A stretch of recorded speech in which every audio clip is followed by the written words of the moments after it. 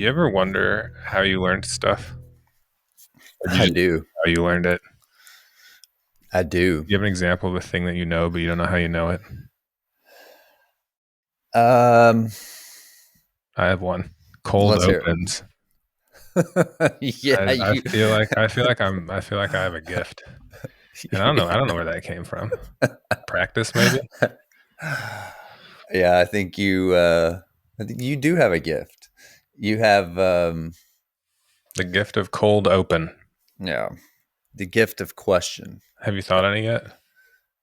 Have I thought of anything? There are a few things. I think I wonder about. So both my brother and I have real strong interests in physics, quantum Yeah. physics specifically. Um, I wouldn't say that's a knowledge, but it's an interest, like an innate interest, and in science generally. And there's no idea. We have no idea where that came from. Neither of our parents were inclined that way. Um, Intelligent people, but not STEM inclined. Although my mom is a nurse. So I don't know. I think there's that could fall into that category for sure. Was there some show that was on when you guys were growing up that got armchair astrophysics to become a thing? So what's weird about that is my brother and I became close later in life. We were completely different people. I was into sports and that. He was into drama and music and Star Trek and Star Wars and all that stuff. Yeah. So completely different learning paths from the jump. And I don't know how it merged. It's funny. It's funny that you're talking about knowledge too, because when I asked the question, I was actually thinking of skills. Like, you Mm. know how to play the flute, right? Or as an example, like the way you learn how to play the flute is you pick up the flute and start playing the flute at some point, or somebody puts you in flute lessons, like, or there was a flute in the house because your mom played the flute and she still had a flute. Like, this is where skills come from. I'm not sure if knowledge is the same, because the knowledge stuff is you have to have an interest in it, like beyond the convenience of it's right there. Like, sure, astrophysics is all around us, but I mean, like, somebody had to the curiosity had to come from somewhere. It had to be like a set of steps. That is one of the biggest questions that I don't know that there's an answer to. I'm sure it's been debated a lot is how much of knowledge is truly learned and how much of it is intrinsic and just sort of uh, emerges through experience. Well, once you break it down into the little itty bitty pieces of it, so if there's a fact, for example, the longest migration of any bird is the Arctic tern. They travel from the Arctic Circle to the Antarctic and back each year for their breeding season. I don't know how many miles it is because I don't know what the circumference of the Earth divided by two is off the top of my head, but it's really far. So anyway, that is a fact which I know because I read that fact somewhere or I saw it on TV somewhere, and so that's just in my head as a fact. And so you, I mean, I don't know where it came from, but you could trace back to a stack of facts, and this is where you got it. This is when you acquired that fact. I'm not sure knowledge applies that way, but skills do. Skills apply that way. Two things. First off, I'm going to get you a gift certificate for a zoological degree. That's first thing. There should be gift certificates for There degrees. should. There should. Second is I that's a distinction to double click on, I think, is what is the distinction between a skill and knowledge? Oh, I've been treating it as a skill as a thing where you uh, it can be attained through practice and probably only through practice or innate ability or a combination of innate ability and practice. So like you might have amazing knife skills at cutting vegetables. I don't know why I picked that. It's a weird thing to pick. But if you're naturally a great cutter, you're just amazing. You're an amazing cutter. You still get better because it would be like, and I'm gonna mess this up. I don't know the sizes of the different things, but you could slice, you could dice, you can cube, you can mince. You know, nobody's born knowing how to mince. right? I No, don't know. nobody can just mince. That's the smallest one, right? My daughter can. Yeah, but did she She's start out mincing? No. She practiced cutting and then practiced slicing, then dicing, then cubing, then it progressively smaller bits became mincing. chiffonading. Is that a size or a shape? Are Actually, you I'm way beyond my skills here are and you my aware of knowledge. are you aware of the chiffonade? I thought it was a style of cutting a thing. It is. Yeah. Oh, here there's a Google. I made him Yeah, Google. I have to Google what's a chiffonade. Typically with herbs, but can also be like with any leaf, really. I mean, anything could be a chiffonade, I guess, but it's usually, I think, with herbs. It Usually is, herbs, long thin strips. yeah, it is. It is a style though because you roll them up and whatever. Um, So somebody had to. I mean, invent is probably too strong a word, but somebody had to decide that's how they wanted to cut stuff, and then they had to sharpen their knife enough to get there. All of this is just to say that as an adult, as a grown man, do you? How do you learn? Do you just you specifically? I want to know this about Terry. How do you learn a thing? What's the last thing you learned? Am I asking too many questions in a row without giving you a second and to no, think about it's a it? bunch of things. I think for me, it's hard for me to distinguish between this sounds I don't care how it sounds. It's hard for me to distinguish between just being conscious, being awake and being alive and learning because I'm always open. Like I'm always everything is learning for me. Does that make it hard to come up with an example or easy to come up with an example? It makes it a little hard. Um it, just because there are things that I set out to learn. There are things that um, I am intentional. I think that's the word that I'm is pivotal for me is intentionality. How many things do I intentionally learn? Do I set out to learn? And how? And maybe that's the question that you're asking. What do I do to learn intentionally? Hmm. And I would say. Uh, a lot of articles, a lot of journal articles. I look for journal articles or sort of tech based articles, scientific based articles. Um, I like to see, I like to learn what everybody has to say because I have my filter. I don't need to hear things that I agree with over and over. So if I'm looking for what's the take on a particular policy, and I emphasize policy, I go to everybody for that. Like, what's everybody's take on it? And by everybody, I mean sort of across political spectrums. I don't just want to know because I don't really have an alignment, but I just don't want to know things that agree with me. I want to learn what are the bounds? What are the bounds of this thing? And that's what I go to. Do you consider that type of learning the same as or different than uh, learning all the scales on a guitar? Yeah, that's a great question, man. I think it's different. It's different for me. I think It's it's different. different. Yeah, it's different for me because learning the scales on a guitar is not an esoteric. Um, it's very task specific, Exactly. and there are there are. I'll be honest with you. I get bored easily with task specific learnings. Um, very easily get bored with task specific learnings. I do. It depends on what it is, but I do what I need to do to achieve what I'm doing. But I love to learn sort of esoterically, conceptually, sort of in ideas and abstracts. I love to learn that way. But the task specific piece is that's work. There's an intentionality to that for me. Do you want to know what one of the longest standing reasons I want to know about how grown-ups learn is? Email. Hear me out. Hear me out. I So, like where you're headed.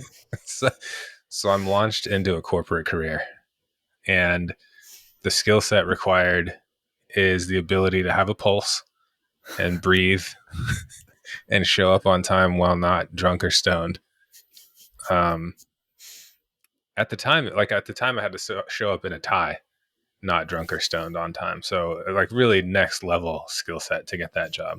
So I'm launched into this in the early 2000s, and it's like, okay, well, here's your computer, probably Windows XP, which I had mastered in college. I was like, okay, and here's your email.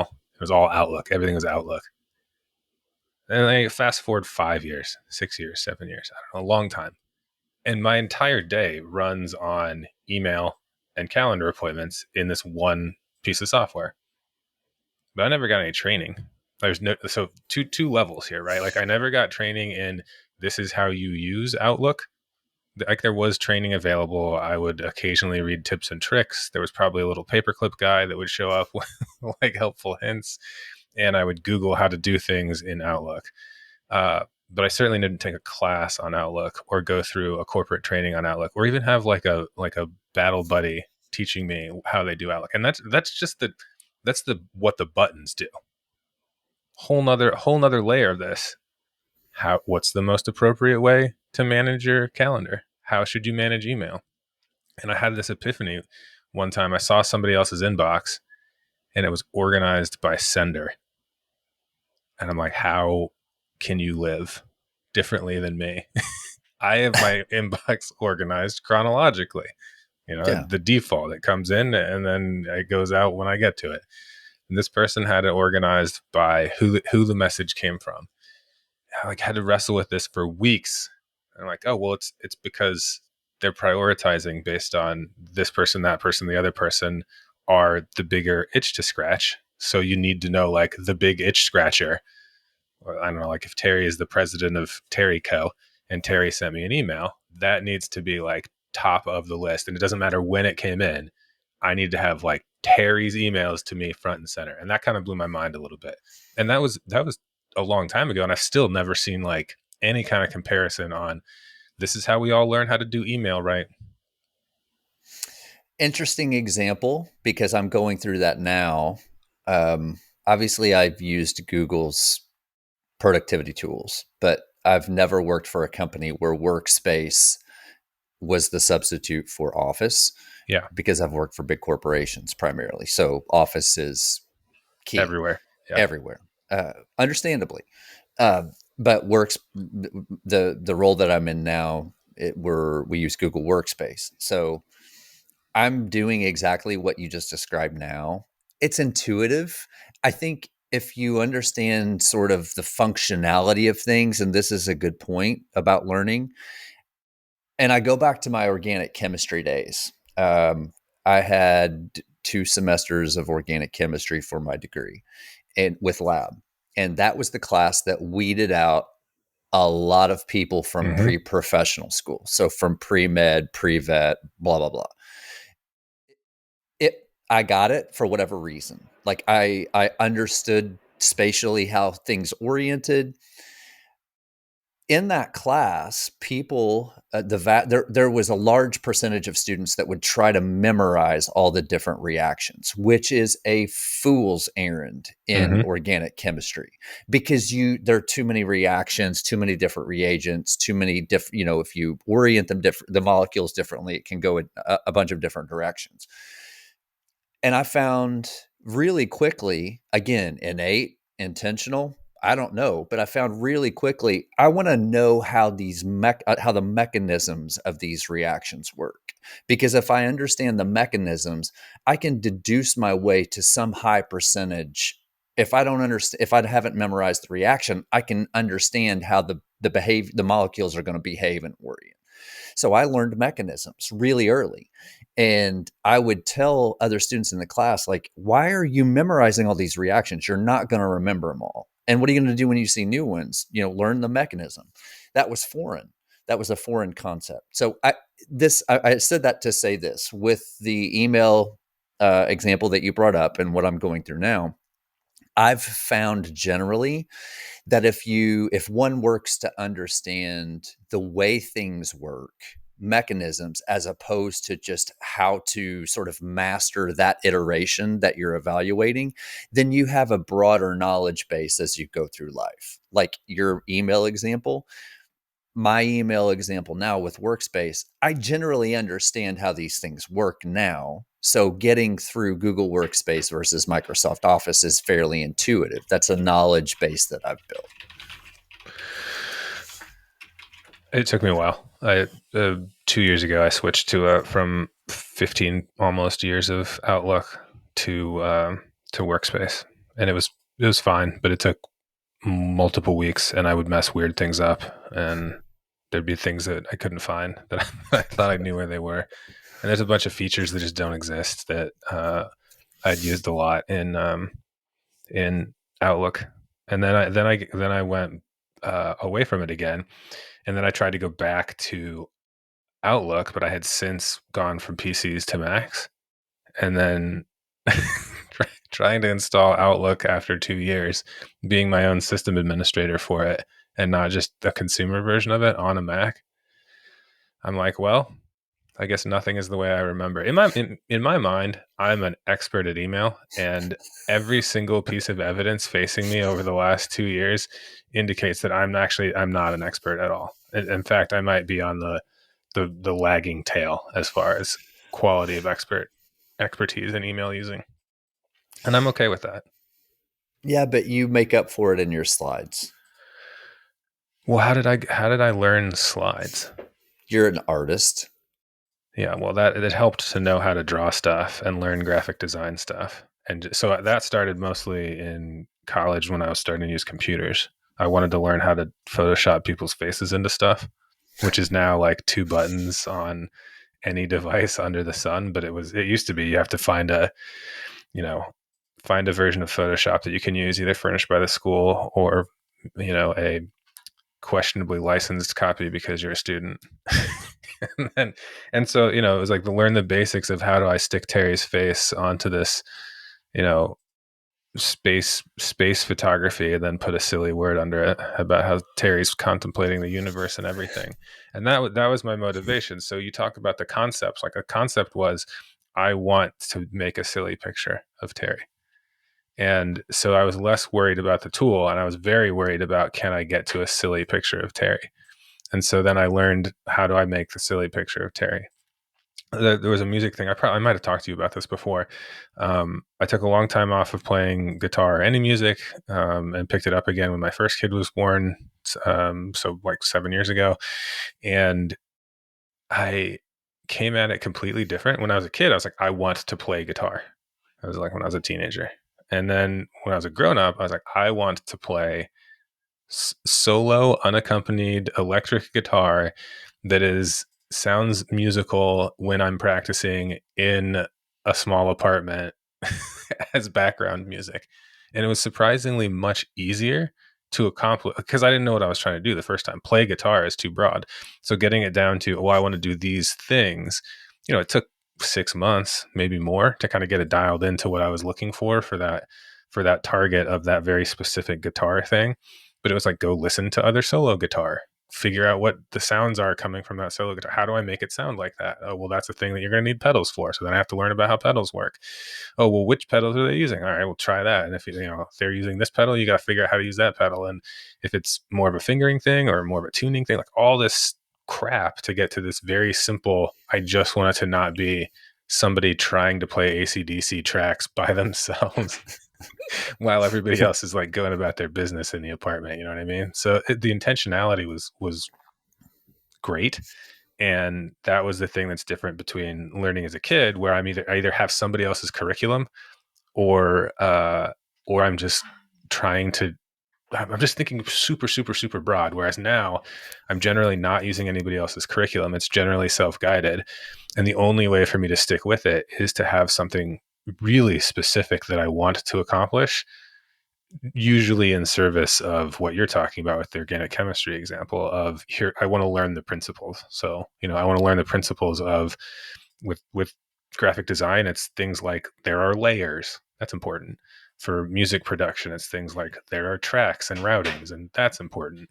And once somebody was like, "Hey, should we just use this one audio production tool instead of using like bouncing back and forth between a couple different ones?" And I was like, "No, if you're cool with using that one, and this other guy that we work with a lot is using the other one, I'll bounce back and forth between them because I want to know the concepts of this is what a routing should look like. I'm less concerned with what button do I click to get a routing, and I'm much more concerned with why would you route, my little music thing and my microphone all through this hardware to the software to the podcast. That stuff I want to be able to apply it across the tool set." I think you brought up a really the key point, and that is, I think with knowledge and with learning, whether it's a task based, specific learning assignment or something more esoteric or conceptual, I think with either of those things, defining what you want to do other than just general knowledge. Like I think intellectually curious people are always learning and there's no intentionality to it. It's just, oh, this looks interesting, and they set about to learn it. But I think with intentionality with learning, defining exactly what it is that you want to use it for is a big thing. I've found with me that's the case. So what gets in your way? Like I'm with you that I understand your conceptual learning thing, and I see that like you're clearly living the life of a lifelong learner, intellectually curious, blah blah blah blah blah. But get down to brass tacks. Like you got to learn workspace. What are your obstacles when it's time for you to have to go learn a new thing? The commitment. Time That's wise? it's just I think I've past the golden age of wanting to immerse myself in new things, mostly. But I think there's for things that I think are tedious, like learning a task that I need to learn for a job, Mm-hmm. I've lost interest in those things. To me, those are burdens. So it's the commitment to sit down and and do whatever I need to do, whatever the time increment is that needs to be committed, whatever the intellectual energy. I For me, that's the big barrier to overcome. I have an example of this. Somebody, and I can't give any more specifics without being uncomfortable with who I'm calling out, but someone told me to learn a piece of software, and they were adamant. They're like, "You really need to learn this software. It's really important that you learn this." And I was in a position where I had reason to be, you know, taking them at their word and doing what they said. And I was like, "All right, I'm gonna try and learn this software." And I failed. I did not learn it. And it turns out now that it's been a while. Like it's been probably 2 years since this happened, but 2 years after the fact, I should not have been learning the software. Like I definitely shouldn't have been learning the software. It's like if someone told you that you should really, really, really, really be learning, I don't know, like JavaScript so that you can be a data scientist. Like it's just, you shouldn't go take the JavaScript class. You should go work on the other languages that are the day-to-day languages and let JavaScript be part of the background and an afterthought as opposed to like the core thing that you're learning. So I feel like that type of circumstance where you feel like it's a waste of time, and then it turns out that you're right that it was a waste of time. Those things just reinforce the conservatism and unwillingness to change, and just give me back my outlook and I'll be fine. Just I don't know why this has to be so difficult. Yeah. I think it also harkens back to our discipline discussion. And I think it's another thing that I have, another impediment, or barrier to entry for skill acquisition specifically, is the discipline to do it, because there's a competition for our time. You with Well, your children, day is spoken for. a lot, mostly. Yeah. So Mostly. if you've got, like, say you have, let's take a counterfactual here. You have, I don't know, 15 hours a week, and it's just going to be Terry's skill time. Doesn't matter if that's an accurate number. 15 Yeah. hours a week of Terry's skill time. If you want to play the cello, and you also want to learn a new software language, and you also want to learn about astrophysics conceptually, and you also want to learn a new painting technique. 15 hours a week ain't that much time. No, no. And your child situation is requires more of you than mine does at this point, just because mine are older and all the things that are associated with that. But you also have a desire, in those, free time increments. You have a desire to learn things with a child or with a significant other, and so it's not just the things that I want to do for me. There are a lot of things. There are a lot of competitions for time and skill acquisition that it's hard for me. It's hard for me to get motivated about a tedious skill acquisition, committing to acquiring a tedious skill that I need to have probably, but it's not crucial for what I do. Like, most of my work is in my mind. And so, organizing and building and associating, like, I'm not really required to produce output of a, number of presentations or a certain amount of code or that sort of thing. So if I need to learn a skill to do something I'm going to do once every 4 months, that's hard for me. I almost never think about skill learning or skill building as anything other than an extremely individual effort. For And sure. I might think, oh, a whole team needs to learn a thing, whether that's a work team or a like whatever. Like we need, so like if you're playing music with people, it would be we need to learn these songs, or I don't know, we need to write a new album. But and the album needs to be, it needs to have growth from the last album, right? So we need to learn whatever thing it is we need to learn to manifest that growth. But I only think about it in terms of I am going to level myself up on this thing or that thing or the other thing. It's like I am going to put the time in and I'm going to get a skill out and that's it. And then that skill will be part of the bigger, broader whole for making stuff, whatever that stuff that we're going to make is. I just don't like. I don't think about you and me learning a thing concurrently at all. It's weird that I would be Would we so. benefit from that?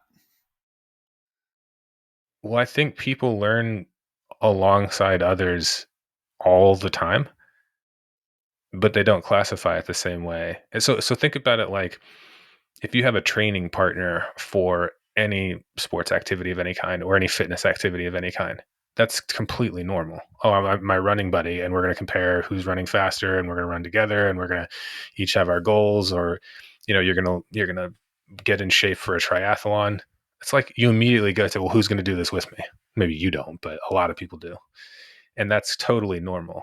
If it's, oh, I'm going to learn how to crochet, I'm not like, who's my crochet buddy? I'm like, start looking at YouTube videos about how to Yeah. crochet. Yeah. Like I don't think about it in those terms, which is kind of crazy because because there's no real difference, right? Between we're gonna train for the triathlon versus we're gonna build up the skills to crochet. There's no reason you couldn't do it alongside somebody else. So I know we can't quantify this just in generalizations, but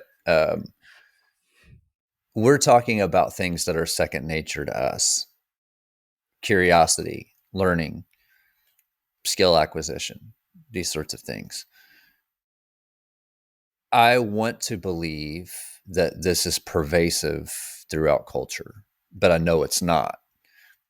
To what ratio, I don't know. But I think the evidence would suggest that there is not a commitment to lifelong learning or intellectual curiosity that's pervasive, and I think it cuts across socioeconomic factors. How does that happen? Oh, Like, I don't necessarily agree with the. I'm not. I feel like I'm picking up what you're getting at. That a lot of people aren't interested in continuous improvement and self improvement and learning. But I would say that I wouldn't necessarily go so far as to say that that's epidemic or even particularly prevalent, because in my view, being complacent is punished, right? Like if you're if you're unwilling to change, if you're unwilling to adjust, it means that every time an adjustment is forced upon you, you take it harder. And it means that there's always somebody else sort of chasing to do better than you. And I'm thinking, my mind is immediately going to somebody who's working metal and they're an absolute expert at the thing they know how to do and they've been doing it forever.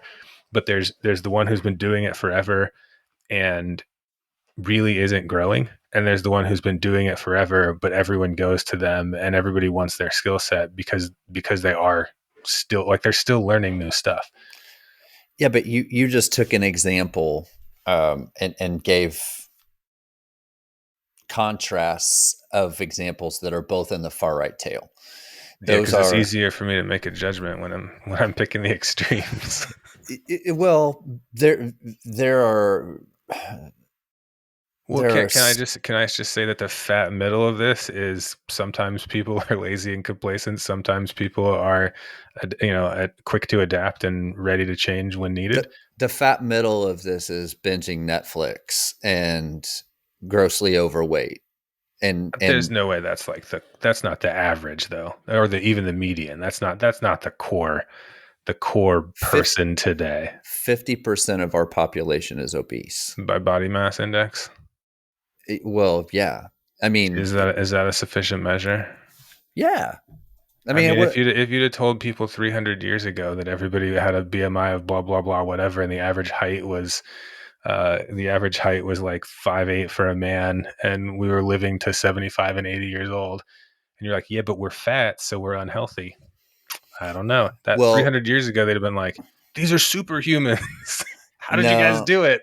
Yeah, so And we would have to say things like, we actually found out that you take dead mold and you inject it into yourself to yeah. combat germs. What's a Geez. germ? Yeah. What's a germ? Yeah. That's another we should have a health and fitness week, I thought you where were going to say we should find a morbidly obese person to discuss this with. But maybe your head and my head were in two different places I there. think so. I think you're the folks that I didn't make angry in the dog segment, you're trying to get me in trouble with now. I think you don't have to look far for evidence that the big middle in the distribution is not trying to acquire new knowledge or skill. I think that's an easy. You think that's a slam dunk? I think it's way what. Again, I go back to I just can't believe you're such an optimist. You're an optimist about everything, and then and then we talk about what's the average person like, and it's just such a dreary picture it, of the average it. person. It's true though. It's It this might be true though. this hill I will die on. There's a dullness, and maybe it's just that I'm in a different spot. I don't know, but my perception of what successful people were growing up the way I grew up, and then getting to that place has floored me, and I can't state that point more succinctly or clearly than that. It just it doesn't matter, and it doesn't matter how much money somebody makes. It doesn't matter the educational level attained.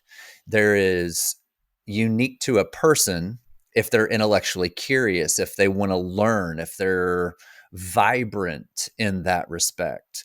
That is a far right part of a distribution. The vast middle is content with sports or binging Netflix or, microwave pizzas and just blah. And I think that's at least in American culture. And again, we can't speak for other cultures because we're not in them. But I think in American culture, that's not a hard, like, I'm not out on a limb making that statement. At some point when I was a child, I, I probably didn't have the poetry for this, but at some point as a child, it did occur to me that we're all just a bunch of watery meat sacks shuffling one step at a time towards the grave, and it doesn't matter who you are. So it's hard to become disillusioned when that's already the take that you have. Like that's a very, maybe not negative, but that's a very non-optimistic So worldview. I like this contrast. Your bar is so low that you're never disappointed in terms of what your expectations of folks around you. Yeah, I mean, I think by the time I made it to my early 20s, I was starting to get to, people can be multifaceted and complex, but that was an evolution from we're all just out here living our lives, man. Yeah. Well, see, I think there's a distinction for me. There's a distinction between, I think culture, society should create the space for people to just live their lives, however you want to live it. If you want to, you know, binge watch Netflix, whatever, however you want to live your life, you should be able to live it unencumbered in that sense. But I also think that there's a small percentage of people that keep everything going, that are real vibrant and intellectually curious and skill acquisition and learning. And to me, I'm interested in that. I'm interested in, because I thought that was everybody. Growing up from rural southern Indiana, I thought, I knew, there were pockets of people that grew up around me, a lot of them, that were challenged in that respect. But I thought out there, the cities, the universities, the businesses, those people, they're everybody's smart and vibrant and engaged. You thought that as a kid? I thought that into my 20s. I Man, thought I that feel like you're battling that to this day. I am. I Yeah, am. like every minute you're still like, wait, but right, but if I go over the next hill, that's where they're gonna be. So here's another example. Okay, I'm not going to mention his name. Please don't. Uh, yeah, I'm not going to It mention was his Bill Gates. name. Um, I hired an attorney to handle something for me back in May. I gave him a very large retainer and hired a retainer. Now, this attorney, educationally, is from a great family. Um, Educationally, went to a local Catholic high school that's like a college tuition. Then went to a college in Kentucky that's private liberal arts college. You get the picture. Then went to Vanderbilt Law. So he's not Can we pause this real quick? sure. The attorneys that I know all have a pretty good grasp of slander and libel, and the laws thereby related. So tread even more cautiously than you may otherwise tread here. I'm not gonna go. Do you want me to say? Do you want me to say it? Can I speculate? I was disappointed in this That's person. where I was gonna go. Yes, yes. The stuff doesn't match the stuff. The thing that this person should have been prepared to be is not that person in any slice that you want to cut. Are they a lifelong learner? No, no, no. And What about golf? Do they learn how to get good at golf, or I don't know what sort of other pursuits the upper crust are into these days. Polo? Is he a polo player? Got to tweak his game. I, Triathlons. A lot of the upper crust are in. Oh, CrossFit. He could be into CrossFit.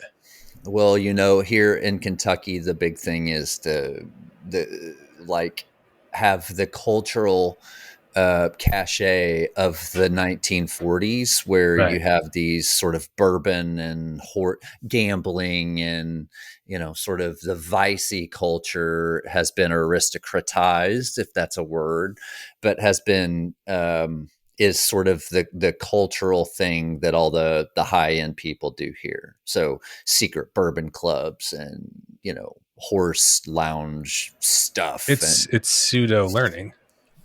Becoming and I'm not going to trash all of Kentucky here, but there's a way that you can. We're going to wrap it up on this because I don't want you to. I don't want you to get sued. I'm not going to get sued. I haven't said anything. Um, so you can be a lifelong learner pursuing bourbon as a thing, right? So the art and craft of distilling, the art and craft of enjoyment, the art and craft of, you know, taking a bourbon to market and innovating in the world of spirits. Just because it's alcohol doesn't mean you can't be a lifelong learner who's enthusiastic about that, Sure. even though it's booze. However, the flip side of this coin is you can be a fake learner very, very easily if you're talking about bourbon. Also, all you have to do is be like, I drink many bourbons and I have opinions about them all, and I repeat words that other people say, and I chase ones that are expensive, and I look for obscurity. And now all of a sudden, you may be walking next to a master distiller who's really in it for the science and in it for the art and craft and like in it for, you know, all of the intellectually curious reasons that you would be a master distiller.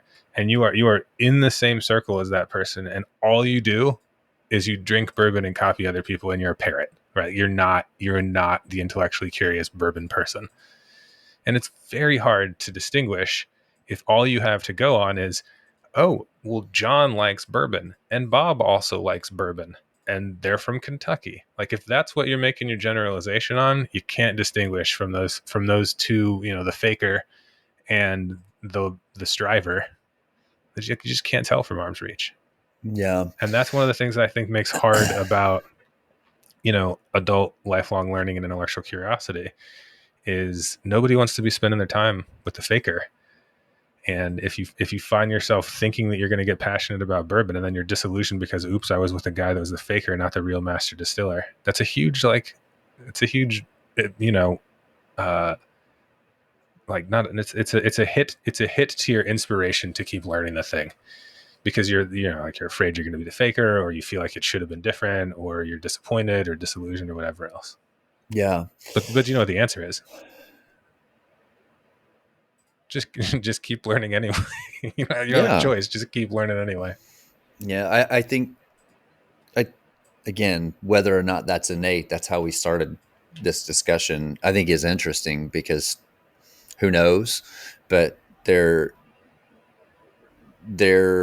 don't know. Do you train intellectual curiosity? Yeah. Do you? I don't know. But I'm interested in that. Like I'm interested in who ends up doing what and how and why.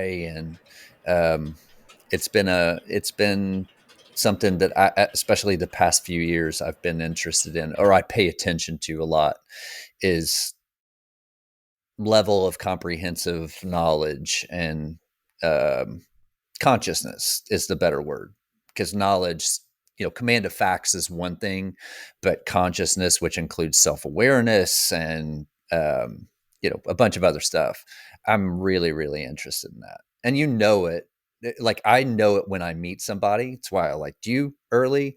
It's why I liked, you know, some of the people that we've had on as guests that I've known in professional capacity have that thing. And I see pretty quickly if somebody has it, and I want to attach myself to that person. And yeah, We're going to stick with this for a couple days, and I'm going to do everything in my power to move this away from being a segment that I have to call People Disappointing Terry. yeah, we should talk about the, is there a psychology of learning? Totally. Yeah, Totally. we Yeah, should. we need to go into like I feel unsatisfied with your answers to your skill building. I feel like you slightly dodged those questions. So we're gonna revisit that in different words first, and then we'll back from there into where's the psychology meet the practice. I just want to talk about me being disappointed in people. Are we ever not going to be talking about you being disappointed in people? That's what I want to talk about. I want to have your brother on and be like, so are you disappointed in people? But I don't want to. I can't say it in so many words because if I ask it directly, he's not going to be like, yeah, I'm disappointed in people. Oh, he will be much less polished about, much less nuanced, little more bull in the china shoppy than me. Good. He's pretty aggressive about All right. it. Let's get back to it again tomorrow. Have a good day, man. Bye, Terry.